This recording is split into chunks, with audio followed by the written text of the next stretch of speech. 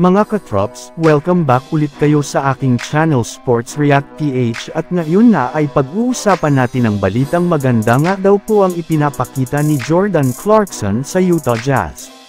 Pag-uusapan na rin nga natin ngayon dito sa ating panibagong video ang sinabi ng mga players ng Los Angeles Lakers sa pagkapanalo nila kontra sa Utah Jazz at sa ginawang history ni LeBron James.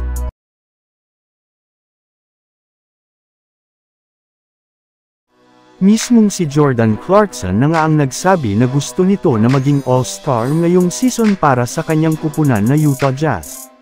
At mukhang hindi rin naman nga niya ito binibigo gayong patuloy pero nga niyang pinapatunayan na deserve niyang maging All-Star matapos siyang mag-average ng 29.6 points, 3.6 rebounds at 4.4 assists per game sa kanyang 51% shooting sa field goal, 39% naman sa 3-point line, at 92% naman sa free throw line.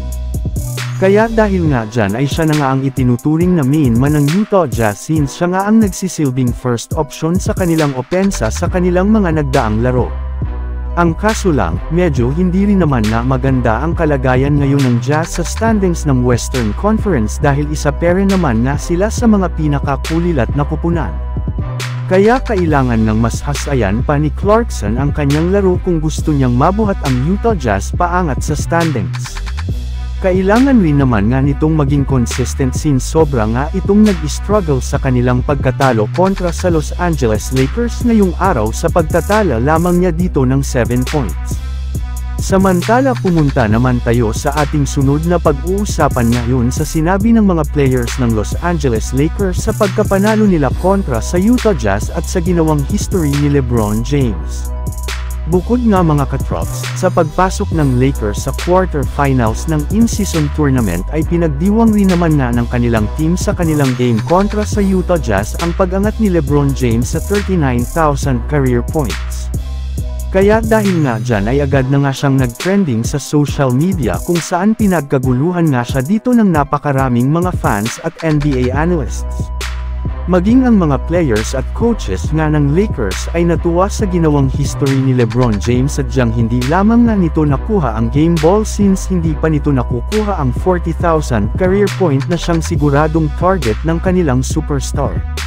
Sa katunayan, ayon nga kay Coach Darvin Ham sa kanyang post-game interview, kailangan nga daw nating i-appreciate na na-witness natin ang pag-angat ni LeBron James sa 30,000 career points.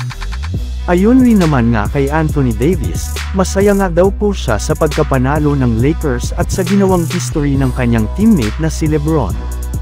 And speaking of LeBron, sinabi nga nito na halos lahat ng kanyang mga teammates at coaches ay binati siya sa kanilang locker room ngunit as of now nga ay hindi pero naman nga niya napoproseso sa kanyang isip ang kanyang nagawang record o history sa NBA. Ang mahalaga nga daw po sa kanya ngayon ay nanalo ang Lakers at paunti-unti na silang nakakaangat sa in-season tournament at maging sa standings ng Western Conference. So yun lang nga mga katrops ang handog ko sa inyong storya ngayong araw. Sana nag-enjoy kayo. Please like and subscribe my YouTube channel Sports React PH para sa iba pang storya at update patungkol sa NBA. Kita-kits muli sa ating susunod na video.